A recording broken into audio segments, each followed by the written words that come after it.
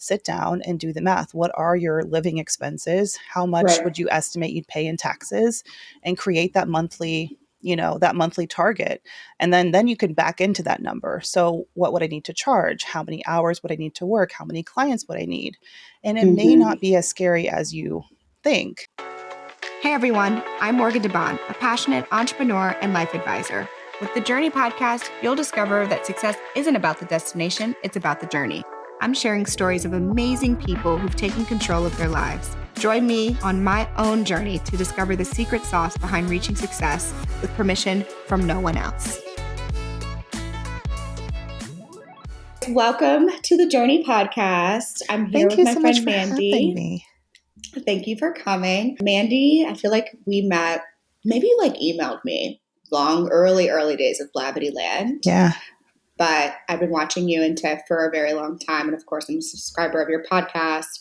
And I just feel like the world is such a weird place right now. So we're going to talk a little bit about motherhood. I just shared with Mandy my news about little baby Shaw, which you guys will know by now, which is exciting. She's also, probably by the time you've heard this, potentially given birth. When are you due? I'm due in May, late May. Oh, yeah. So the baby may be here. So be praying for me. This is me in the before. Look at the face you see now. If you'll see this, no bags. You look great. Thank you. I hope I remember this because she will not be here in 5 more weeks. Man, let me tell you, this first trimester took me down. I could only work maybe 4 or 5 hours a day. And as literally the queen of productivity and work smart and all of these things, I was like, who am I if I am not 12 different ventures happening at all times? But there's no better feeling than being your own boss when you're pregnant until you get to the fact that I don't have maternity leave. I got to pay for that myself. Yeah. But man, I need to take naps every day to just survive because this is my second and it's been so much harder this pregnancy. Mm-hmm. So if I didn't have that freedom, I just don't know what I would be doing. It would be such a struggle. So very grateful. I have a lot of empathy for my female employees who, they don't tell us, of course, as a company when they're pregnant until they're ready to tell us. Mm-hmm. But I feel bad when I'm like, oh man, you should have told us because we would have let you chill a little bit more, Which, they should know that. I feel put that in the orientation, man, because so many women do hold it in because you're afraid because you've had bad experiences before. And I get that from my coaching clients all the time. And I can't tell them, I'm you have to take a risk or you have to get some indication from your employer if it's family friendly. Yeah. Are we not loving family that? Friendly? I feel almost everyone I feel has you would kids, be.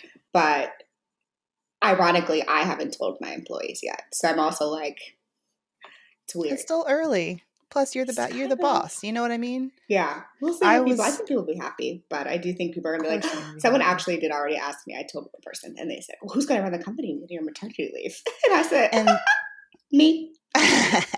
Well, you know what the best thing about going on maternity, I was just talking to Tiff. We had a whole episode yesterday. We were talking on Brand Ambition about Tiffany going through her, personal crisis with the passing of her husband. And then we were talking about how with my maternity leave too, and her grieving process, those kinds of life events force you to create systems that make it so much better for you to be a leader. So I just, not that I'm saying go have a baby or go through a personal crisis, but it sort of forces you to come up with a plan B because, and you got to learn how to trust people. And I feel I last year spent a lot of time hiring and recruiting and evaluating my executive team out of necessity. And part of that was because I knew I wanted to make more space and more time for myself and have other senior executives that everyone trusted and that were very qualified, making some of the tough decisions and of course, getting my approval and my input, but ultimately they were capable of doing it themselves. And even if we didn't fully, certain team members, I'm I wouldn't have done it that way, but then it works out. And you're okay, doesn't really matter how I would have done it as long as you get the same outcome. It probably would have been better if you had done it, but it was okay enough.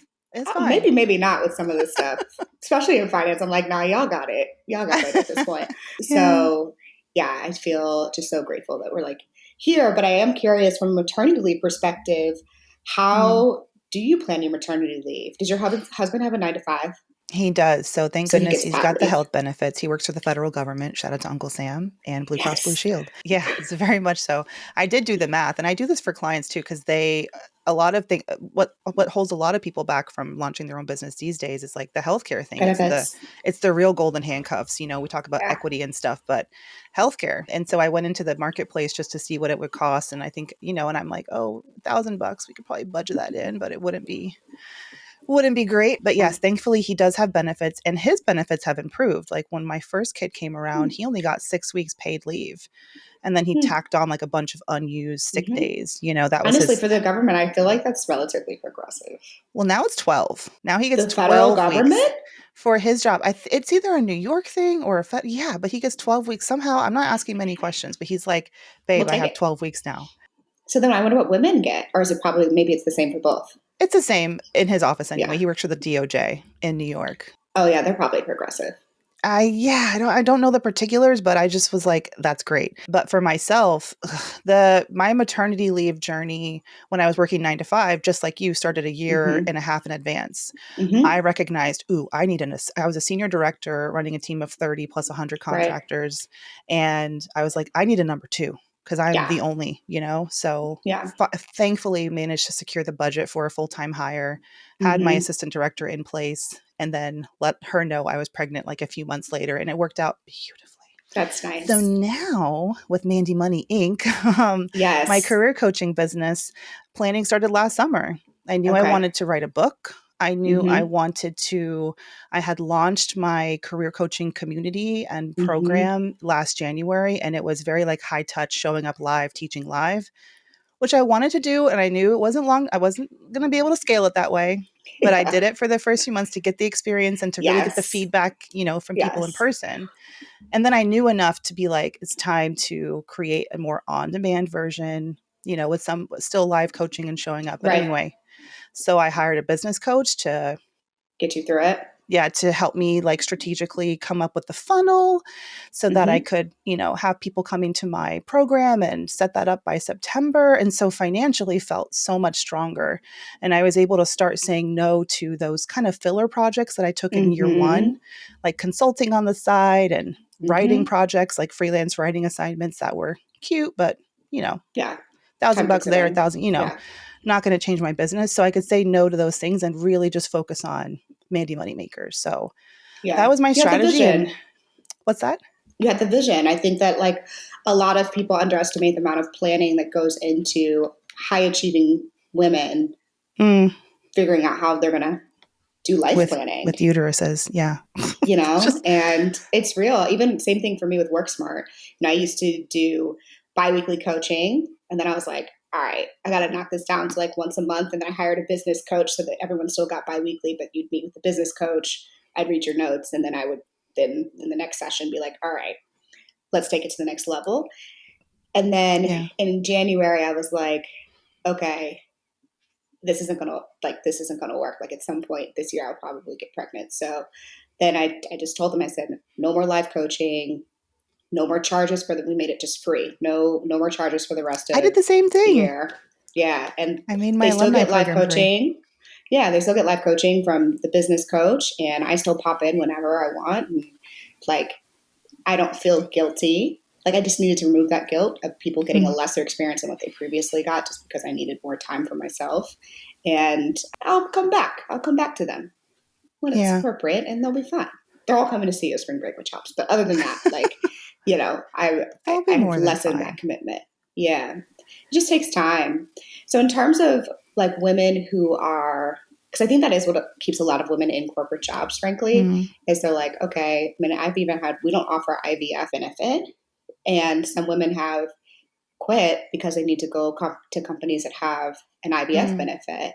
That's expensive. It's really expensive. It's really expensive for small business owners. It's really expensive for the individual. And I think it's so interesting. And I talked to a lot of people, women at the company, and some of them do want to be entrepreneurs. Some of them like would prefer to be a consultant and have their own company, and maybe Blavity would be their main client. But the idea of maternity leave and like life planning is just too challenging.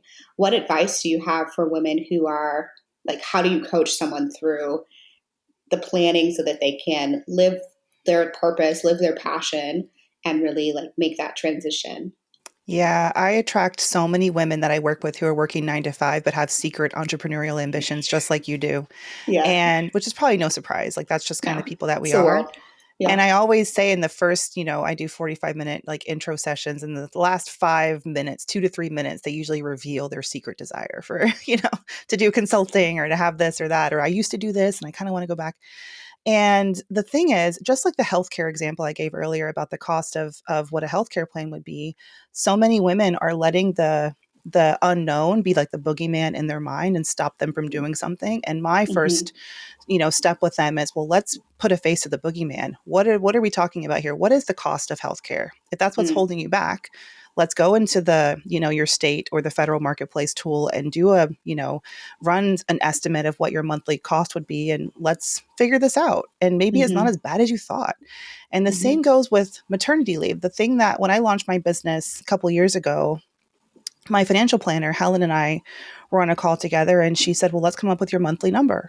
How much do you need to make to continue your lifestyle and your investment goals and pay for Mm-hmm. daycare because it's expensive Facts. and all of I just that? started looking at that and said, Yeah, my mortgage and oh my goodness. So my number was $10,000, which seemed really high at the time, but it gave me something to strive for.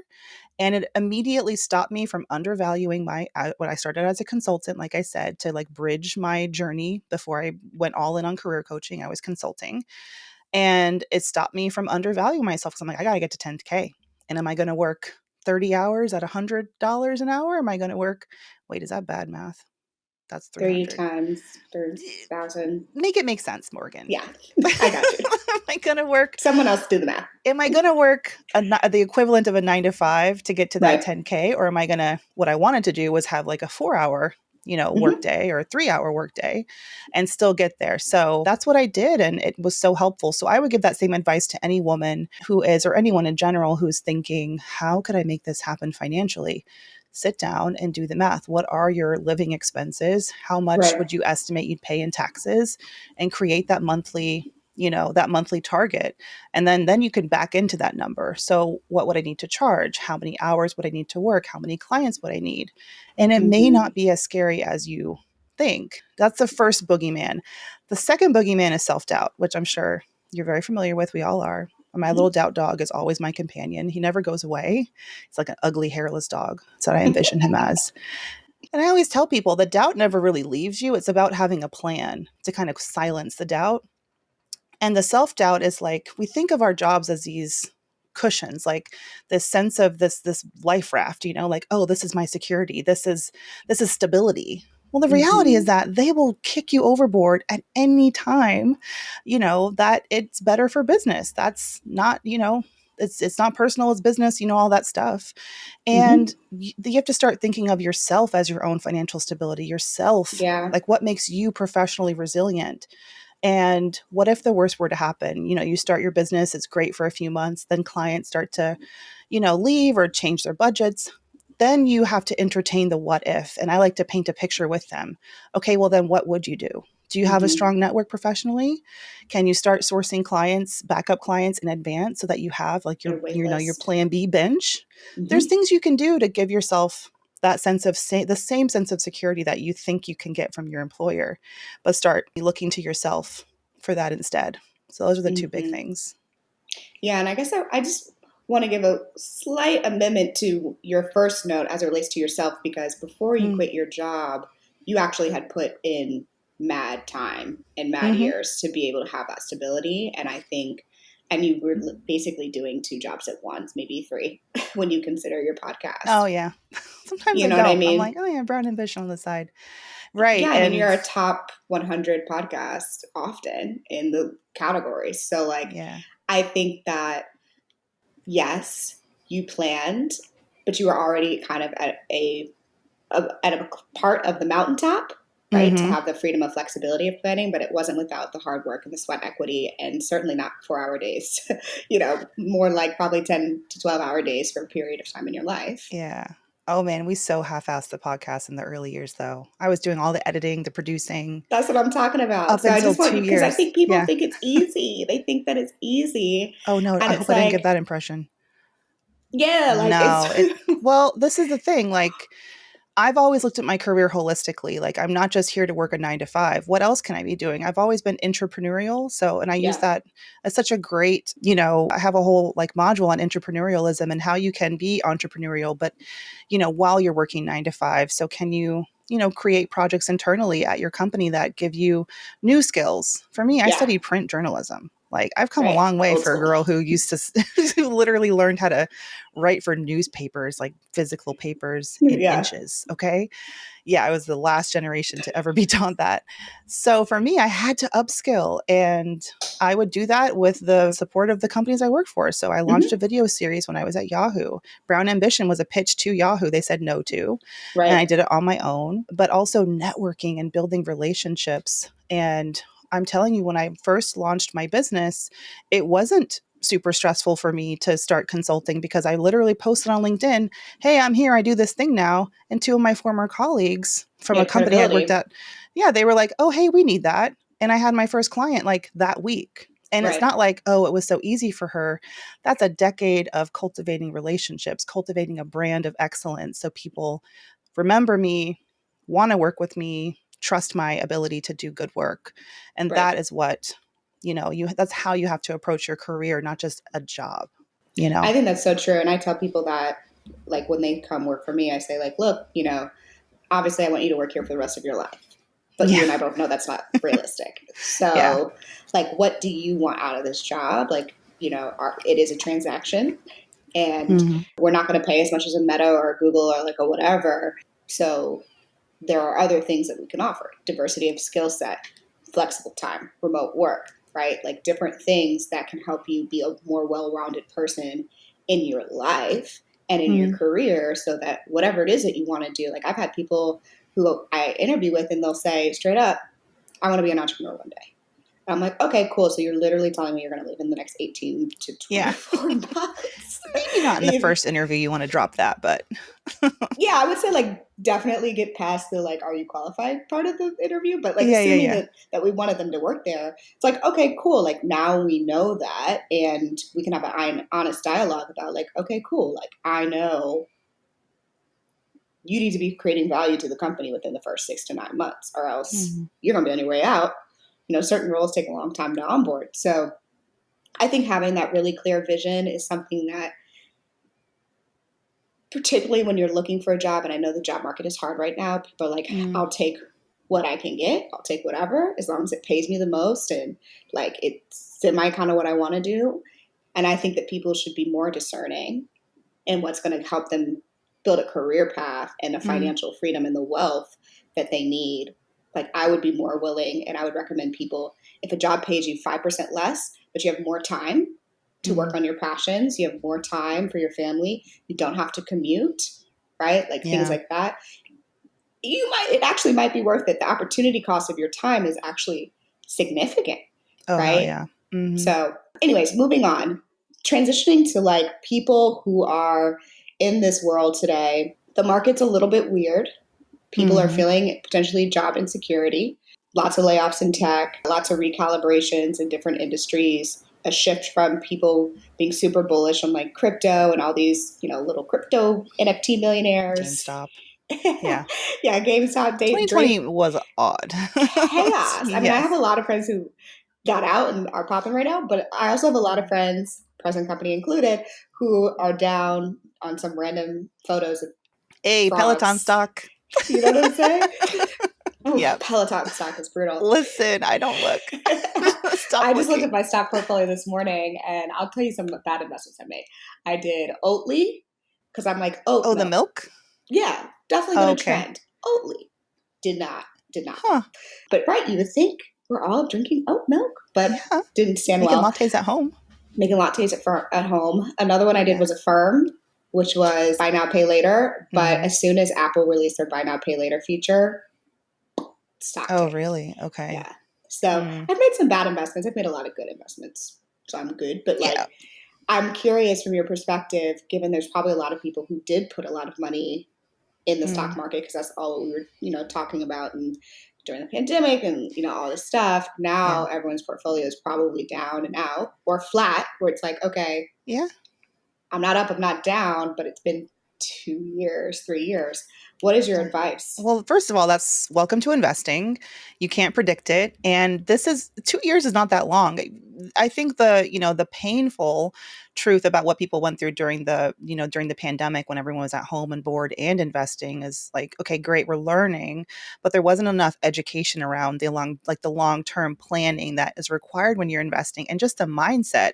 So like, yeah, my Peloton stock is in the tank, but like, I didn't immediately dump it. Do I still think the company has some value? Like, maybe I'll hang on to it, because I'm not investing for tomorrow. I'm not a day trader. And I think if you're a day trader, you need to have a day trader like strategy. You need to understand when to buy, when to sell, and how to follow it, and all of those things. I'm a long-term investor. I'm investing for Mandy, at 60, 70, 80 years old, so I can pay for whatever I need to pay for at that point.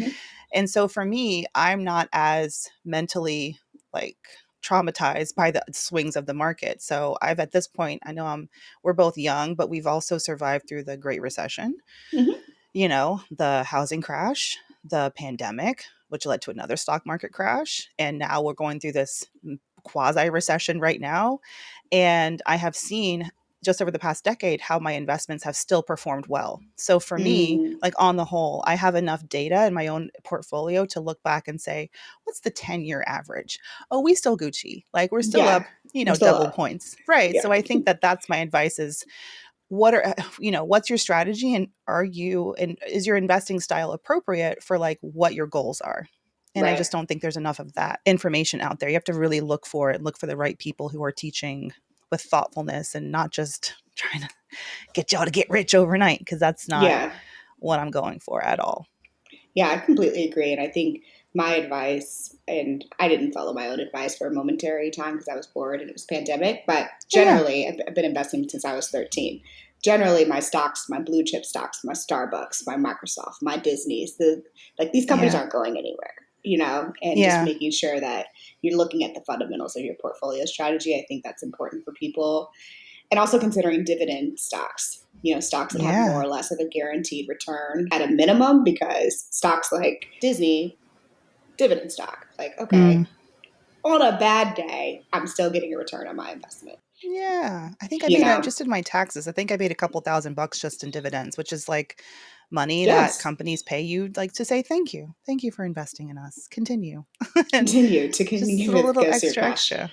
Yeah, I completely agree. I love ETFs and index funds. I'm a very boring. I have a little play money. So I played with it during the pandemic. And I did invest in, like, my husband got some Tesla. I got a little Peloton. We just did like a his and hers to see who would do better. He won? No, I don't think he won, because I got ETFs, and I did like Peloton, and I forget the other ones now. Apple maybe. But then I got a couple ETFs that are doing fine. But yeah, so, ETFs and index funds, they're a bundle of company stocks instead of just putting all your eggs in one basket. So I'm a fan of that sort of passive investing strategy. I don't necessarily want to be the person to spend time looking at the market, and I don't like to be stressed like that. And I think some people thrive off of the ups and downs and swings and stuff, but that's not me. That's not my style. So I'm a set it and forget it girly. So I love my Vanguard Admiral shares. Just put some more in there yesterday. Hey, tried and true. Just saying their interface sucks, but hey, that's not what you go there for. You go there for the cheap fees. Facts. What other things do you think people should be considering right now in a down market that you feel like, as a long-term investor, they would pay, either keep them stable in alignment with inflation, or help them get to financial freedom later on in life? Right. So what I don't want is I'm not an investment advisor or an investment expert, but I, had a decade of experience as a business and financial journalist. And, for me, I think that the key thing I want people to think about is, don't let this scare you away from investing. Just let it kind of show you, okay, maybe this didn't work so much for me. So for me, my strategy was simple. I was always like, figure out what percentage I could afford to put away. It was 10%, and I set it and forget it. I automated my contributions to my 401k. And when I had enough to go beyond the 401k, I opened up my Roth IRA. and started sinking in, what is it, like 6,000, 7,000 bucks a year you can put into that. And for me, again, it was about making it super simple for myself early in my career. I was like, target date fund, love that. All I got to know is my birthday and I could just choose simple. and y'all do the rest. Cute. It's not the, preferred investment for like, obviously people who want to make tons of money overnight, but for most Americans, like easy breezy. Okay. Totally worked for me. And then consistency is key. So never stopping. It was stressful for me when I launched my business because I didn't have the 401k anymore or HR to like go and find the, automate this and give me a 1% bump every year and increase it incrementally. I had to learn about solo 401k and how to determine how much I could actually contribute. How much should I make and all that stuff. So for me, it's about the consistency and how you can set things to automatically contribute in your, into your investments and just don't stop. Yeah. Now, one of the cute things that came out of the pandemic is the I bond got super sexy. The inflation bond, which is it got up to like 9 or 10%. It's a special US Treasury note. Yeah, that no one knew about, except for, conservative older investors who were afraid of the stock market. Right. But it was making like guaranteed 8-9%, because it matches, it's the whole point. It's called an inflation bond, is to protect your money from inflation. And inflation was mad high. I think now it's gone back down now that inflation's kind of 5%, I think. Yeah, something like that. But you can contribute up to 10K. So I had my dad, who's older and Black man from Georgia, like very much like his bank account was in his sock drawer for many, many, many, many years. So for him, he was like, okay, that seems stable. I'll protect my money that way. So there's alternative ways. There's really boring stuff like certificates of deposits, CDs. Are you guys sleeping yet? But, I mean, the reason I'm having you answer this question is because I think that your pathway is a pathway, again, that a lot of people listening to this, your journey is something that people really, I think, it's approachable. It's reasonable. It's not like something that's just, you're not Susie Orman, like you are a reasonable person of our demographic. Can I get that in writing for my husband? You know what I mean? And so I think like sometimes listening to like financial gurus is like, okay, y'all are doing too much. Also, this is unrealistic. And like your pathway of, married, mom of soon to be 2, transitioned from corporate, hustled hard, built her own brand, has a, what I'm saying? Like this is what the people are like, I want to do that. Yeah. But I don't want to do that without understanding what I don't know. And part of it is people actually planning and investing along the way from the beginning. Yes. You don't start 2 years before you want to quit and start talking about, oh, maybe I should get my 401k together. I mean, always start early. And for early. Yeah. And treat your career like a wealth building engine as well. That's the piece I think a lot of people are missing. And you, as a CEO, you probably won't love this, but I built a lot of my wealth and 10x'd my salary over the years through the power of, moving and grooving and taking new opportunities. And I don't know, it was never really a question for me. Should I stay here or take a new role?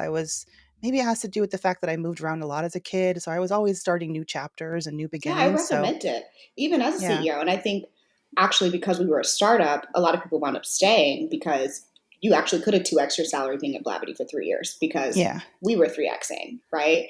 Now we're more stable. And so some people leave because I'm like, yeah, you are going to be at your level we're at 200 plus employees, where you're going to be at your level for 2 to 3 years. Maybe you get the incremental, salary increases, but we're paying market rates. So like, you're not going to all of a sudden jump to 30%. But in the early days, I'm like, go to startups because if you're good, you're going to get promoted. Hey, Yahoo was not about to make me executive editor, but Magnify Money, a startup, sure did. That's right. Gave me my opportunity. Yeah, take the title and you take the. I didn't want to wait around and be on anyone else's timeline for when they thought I was ready for a leadership role. And I knew I had it, and for me, that was the draw you mentioned earlier about it's more than just money. And in that opportunity to work at a startup, for me, it was the opportunity to lead and to get that experience that I just wasn't going to get as a reporter in a room full of people who paid their dues. I wasn't interested, Yeah. No, I totally respect that. And as long as you start those early habits of investing your 10, 15%, whatever it is, as your earnings increase, naturally your investments will. Mm-hmm. And that was the best thing I ever did, was just like get in that habit and then relentlessly pursue opportunities that would give me higher earnings. Ooh, baby, when I learned about equity and sign-on bonuses, it just, skyrocketed my ability to create the kind of, financial stability that I never had. Pay for a wedding in cash, put Come a on, down wedding payment in on a house. cash. Come on, down payment. I mean, right? No, I Things love that, it. but 22-year-old me had to do something right for Yeah. 32-year-old me to get To be to, free. to eat the fruits of those labors. So shout out to her. Shout out to her.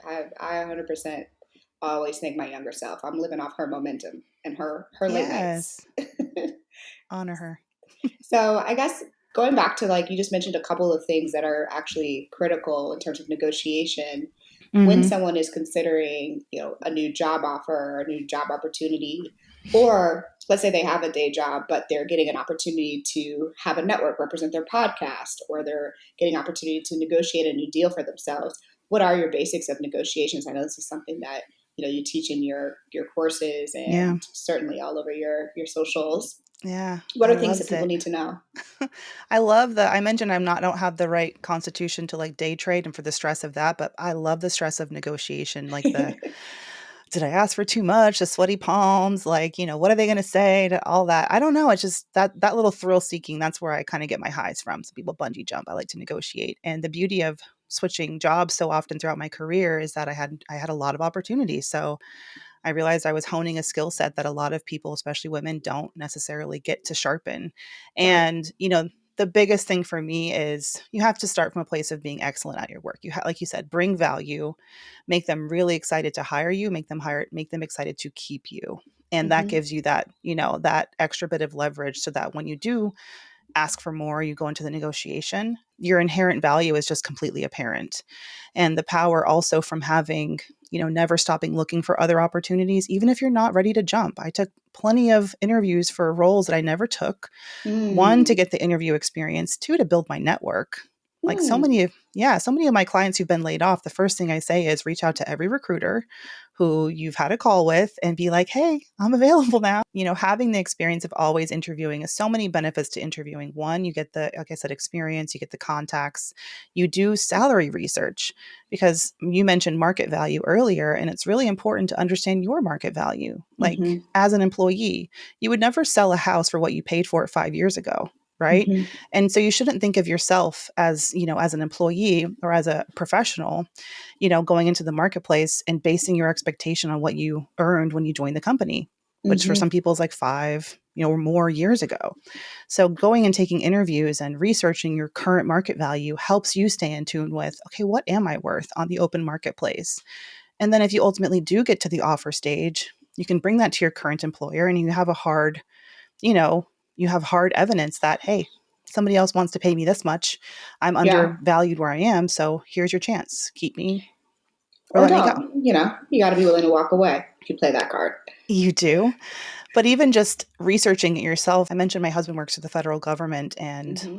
many people come to me and they think federal government, you can't negotiate. I'm stuck. Can't do Mm. anything. He's worked there for 15 years now. I've seen this man I've not seen him physically, but heard him tell me he walked into an elevator with someone and he walked out with a $2,000 spot bonus, or, a little bit of an increase in his, within the salary band where they, Yeah. you sort of are kept. And it's because he asks, it's because Mm-hmm. he keeps in tune with his market value. He's looking for Yeah. job listings for comparable roles and telling his boss, like, hey, this is what another agency is paying their analyst, Right. whoever. Not to put his business out there. It's coming No, out but I later. It's mean, fine. I think that's real. And I think that actually there's more laws now that are making salary bands transparent. Like, I think in the Mm-hmm. state of California, you have to post salary bands on your job descriptions now. So In New candidates York. have more of, and New York, is it true in New York as well? Yeah. Yeah. So for our company, we now have to just do it everywhere because we're remote. And, you know, I've never seen more people be like, oh, I want the top of the band. I'm like, okay, but do you understand that the top of the band is like tied to skills and requirements. Yeah. Hey, let them shoot their shot. But then when people don't ask me for the top of the band, when I'm literally telling them this is the band for this title or this like level, I'm just like, ma'am, it's never men, ever. It's always women. And I'm like, what are you doing? Like, you're already in the interview process, so you already like made it through the initial screener, which is frankly, in my opinion, the hardest part, like being selected amongst hundreds of resumes to get into the interview pipeline. So you've already people who get to interview should already say, it's mine to lose. Like, it's mine to lose, because they've already said that I'm semi-qualified and they're curious to learn more. And so you've got the upper hand. So ask for the top of the band every single time. And like, people will tell you no, and that's okay. But like, don't undercut yourself before, and also seek to understand in the interview process, hey, I see that there's a wide range in this band. What are their qualifications or skill sets that would put someone at the top of the band, or experiences at the bottom of the band? So like in my company, if you've managed large groups of people, you get to the top of the band. If you're like a first-time manager, maybe this is a stretch role for you, but you're still qualified, you're at the lower of the band, because we need room for you to grow and get raises. You're not quite ready to make that next jump up, right? What other things do you think people should consider in that type of interview process? Well, these salary ranges are cray-cray. Like when we recently, I think it was like October, New York made it, you had to start posting salary ranges, and like people were finding 100K, ranges. Like, just on the range? Yeah, like, from 50 to 150K, or from 50 to 250K, these big banks and stuff. And it's just kind of do that. Yeah, you could do that, because it's not very specific in the law. So I'm all for, I love the salary transparency. I'm glad we're making, progress. But at the same time, I still think it's important to know, to understand your value in other ways, from speaking to peers, from doing your own research, from taking those interviews and getting a real hard number from a recruiter, getting feedback from someone like you who's like, okay, based on your experience, here's where we consider you. So you can kind of know your value. And then also, for me, I was never afraid to even go above what a stated range was or what the recruiter said. I'd be like, oh, okay, interesting fact. Well, let's keep going and see. Yes. And for me, it wasn't always just about my base salary. It was, well, I'm leaving $50,000 worth of equity on the table if I leave Yahoo. So what you gonna do about it? What's that look like? And figuring out that a lot of companies are used to having to make employees whole when they are poaching them. So maybe more confident asking for, signing bonuses or comparable equity grants if I was moving around, especially if you're in tech, where it's more common. But plenty of non-tech companies offer equity too. Shout out to Kroger. One of my clients work for Kroger, and I'm like, hey, they public. Anyway, so absolutely, I think it sucks for me to hear that still, there's a trend of more women not asking for more, not knowing what to ask for. But it also is why I get up each morning, is to help build that confidence, build that awareness. And I think for women, we need to see those hard, cold facts, actual job offers, going on interviews, hearing from peers, to really drill it into our mind that we are worth what we think we are worth, that, that much more. Yeah, we need the Whereas data. some people just have that inherent confidence, and like, yay for them and society for making them confident. We just need to, I'm not trying to penalize, to pick on women or say that we lack some fundamental, skills that men do it better. We just have to, like, I know how to work with us. I know what we need to start believing confidently that we are worth what we're worth. And it's just a little bit different. And I think negotiation skills are critical in any part of your life. Like, even if you're an entrepreneur, I mean, I had to negotiate every term sheet I ever got. I have to negotiate my own employment contract with my board. I have to negotiate deals with clients. I had a client call me. This is weird thing that the clients have been doing recently. And I think it's a sign of respect. So I'm going to take it as a positive versus a negative. But basically, we're doing this, we're pitching Home and Texture, which is our new brand for home decor and like lifestyle. And so we were looking for a launch partner, and they had basically given us a verbal commitment. Our team had been pitching them for three plus months. I joined the first call because I typically like the lead in whenever there's a big client, just because people respond to my emails more likely than like a random sales manager. And so on the initial call, I'm like, great, this is great. Let me know if you need anything, like here's my cell, etc. team makes it all the way through the end of the negotiation. I've seen the terms, like we're good to go. We've built out the campaign. She's like, oh, can we hop on a call? And I'm like, oh, I'm like in a meeting, talk to my CRO. Like if there's like things you guys need to still work through, like talk to him. Yeah. What do you need to call me for? And then she's like, oh, no, like I really need to talk to you. I'm like, okay. Hey. So I'm like, oh no, don't come over here asking me for a discount now. So she's like, well, and another woman, an executive, she's like, well, we've been going through like, our company's been going through like layoffs and things of that nature. I'm like, totally get it. She's like, so, it's going to be really hard to like justify the return on investment. Like we really need more tracking and more data. We need more, basically she was asking for free stuff. Like we need more to show that there's a return on investment for this product. And I said, well, we're already pricing it at a low rate. We're not going to have any data to give you because it's a new product and it's a launch. Yeah. So I can't give you like guarantees, and like, frankly, we have the success of our other brands. So like if we ever see that the campaign isn't doing well, we're going to boost it up via 2190 or Blavity to make sure that we like hit whatever we've committed to. Yeah. Cross promote. And it was just really interesting. I was like, you're basically really just asking for permission and setting up a scenario in which I likely can't win so that you can have a socially acceptable way to cancel a deal you've committed to. So they were trying to full stop cancel it, but was the contract signed? Contract wasn't signed. And even media companies and big agencies, they'll cancel contracts even if they're signed, Is there any sort of clause like if you cancel, pay us, X amount? You can kind of do that, but you really have the negotiation power with a company of our size. Like, these companies and agencies have out clauses. So they'll pay you up to the month or they'll pay you up to the week or for like whatever's run of that campaign. And then they'll contest every impression along the way and hold the money. That wasn't the case with this person. But what was interesting and what I was reminded of in the negotiation thing was like, okay, something along the way before she emailed me, the deal was already dead when she emailed me. She just wanted a socially acceptable way to get out of the deal by basically making it my fault. Because you couldn't give her something that she away for free. Which I'm not going to do because I pay these people that work for me and there's costs to everything. I'm not going to go in the red for a multi-billion-dollar company. That doesn't make any sense.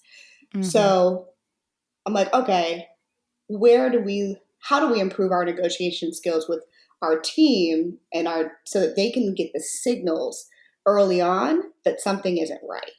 And I'm curious from your perspective, like, what are those things that you've helped people realize, okay, maybe you've pushed it too far. Maybe there is still something that people need to consider. There's something that they're uncomfortable with. Like, what are some signals that you think people should be aware of?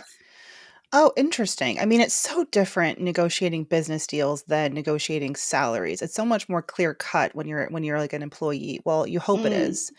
But lack of response, I think, is the first red flag. And I have had, same with me in business too, actually someone just, when you get someone to email you and you look at the last time they emailed you and it's like, a year ago or 6 months ago, and they ghosted you, when you were in the middle of maybe working on a partnership. And they're like, oh, hey, I'm back thinking about this. Want to set some time? And I'm like, well, now here's my fee for setting up some time. Yeah, it's different. Love to.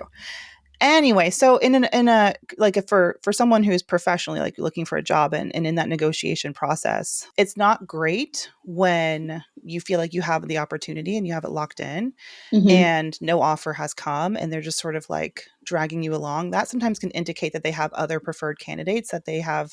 Maybe they've come in at the 11th hour or they've made a stronger case. That is why I'm such a big proponent of always be looking and don't put all your eggs in one interview basket. So have other pans in the fire, especially if you're someone who's been laid off and you're, looking for your next opportunity. You should have multiple irons in the fire. So yeah, lack of response is a big one. And it's so frustrating for job candidates because, I'm not trying to put the blame on recruiters or hiring managers, but I just don't know if there's like a lack of empathy for what job searchers are going through. Or I think so. It's just numbers, not people. It's awful. Yeah. It's challenging. People come to me and they're like, I have done everything right. I've sent all the applications and I'm just, I'll get a yes. I'll get oh, we love you to talk to you. And then I'd hear nothing for a few weeks. And it's just so just bad behavior. I would never have done that as a hiring manager, but anyway, so look for that as a red flag. If you take the screening phone call and they bring up compensation, which they typically will, it's a recruiter in the first 15 minutes and like, hey, just want to know, what your salary expectations are.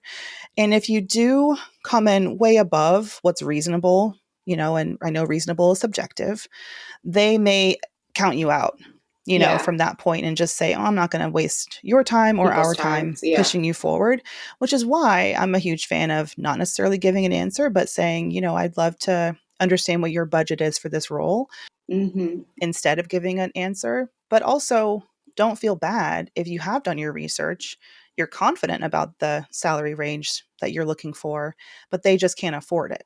Like if they're being honest about it, don't waste your time. Exactly. You really don't want to waste your time. So there's that. So that's why I say don't just throw numbers out there. And if you're looking at to your point about the salary ranges, if you're looking at salary ranges for roles at other companies and you're like, oh, they say the top range is 150, but you have to understand that may not company be size. Yeah, it may be company size. Is that are you top of the salary range potential? Do you have that quality of work and that value? You have to understand. So that's why you need other information, peer assessments from former colleagues, people who were in hiring positions. Yeah. Especially as I got further along in my career and I was approaching like VP level roles, I had to reach out to women who had been past that point, or men too, but people who could give me a line of sight into what to expect and how to negotiate at those points. So those are a couple of things that just come to mind as you always base your expectations in reality. And in fact, I think friction and speed to close is true for any negotiation. Like the faster you can get a contract, an employment agreement, a written offer letter, the more committed people are, right? Yeah. And like, if you've had a good interview and you ask them at the end of the interview, how soon should I expect to hear back? How soon should I expect to get a contract once I've heard back? Like, let's go ahead and set up the call for next week. That's something that we didn't do in that deal. And it's just standard operating procedure is like, you get off the call. When are we checking in? Let's schedule the call right now. You don't want to give them too much time to think or to talk amongst themselves. That's such a good point. Because if they're like, and then if it becomes like, if your team is just kind of like, they think they've nailed it. And then sometimes weeks go by and you just don't know. And that's also leaving room for the economy, one change of mind, one change especially of the wind right for the now. CEO. Yeah. To be hiring like, freeze. Boom. What hasn't been signed? What can we cancel right now? So that maybe the sense of urgency is what was missing in that case to like, let's get this, I think that's what it was. Moving. We took too long. Yeah. And I think in this environment, that's critical. And then I think you make another good point of like knowing your number, knowing your boundary, and understanding people's budgets up front, even though like people tend to be resistant. It's actually, I think legally you have to tell people the budget range. Like I think if someone asks, you need to tell them in certain states. I wish it was all over, but not always the case. But if you ask the frank question and then you shut up, some people just keep talking. They're awkward. So what's your salary budget? What's the range? And then just be quiet. Yeah. Shut it. There's a human being on the other end and they don't like awkward silences either. They want to fill it, you know? And it's not their money. Always remember that. It's not their money. It's not coming out of their pocket. Right. But then probably not even out of their budget. It's coming out of the hiring manager's budget. Yeah. Out of their, whatever their budget is for their department. Yeah. Such interesting stuff. Well, Mandy, how can people connect with you? How can people connect with your program? How can people connect with you personally? And what should they expect from you as you return from maternity leave? Oh, well, will I be going away or will I? I don't know. Maternity leave was not good for me, Morgan. I need to have my hands in something, But I'm really easy to find. It's what's made me so successful professionally as well as an entrepreneur. So if you can't find me, it's on y'all. I'm at Mandi Money on all social media, Mandi, Mandi Money, and take my free salary negotiation masterclass. It's entirely free. And the testimonials I get from the people who take it is just phenomenal. It's nailyournegotiation.com to get a seat at a free Nail Your Negotiation workshop. I give you a free target compensation calculator. So you can plug in some numbers and kind of really get a great estimate of what you're worth now. And I give you a 5-step method that has worked for me and my clients as well, to help them be stronger negotiators and actually walk away without feeling like you've settled or, damn it, undersold myself. Could have gotten more. It's the worst feeling. But thank you so much, Morgan. Congrats on all the things. Congrats on baby. You said Baby Shaw? Baby Shaw. That's Baby my partner's Shaw? last name. And the new podcast? Yeah, you figure it out later. Yeah. Yeah. Well, I'm so excited for you. Thank you. Well, thanks everyone for tuning into the Journey podcast. If you loved this episode and you got some gems, make sure you leave us a review and rate us and let us know what your favorite tip was. I love getting reviews and I'm going to start reading them during my podcast. So let me know what you think. And Mandy, have a great day. Thank you. Thanks, you too. Thanks for listening to the Journey podcast. If you enjoyed this episode, make sure you leave a review and head to our Instagram and YouTube to leave a comment. I look forward to hearing how this podcast has made an impact on your own journey.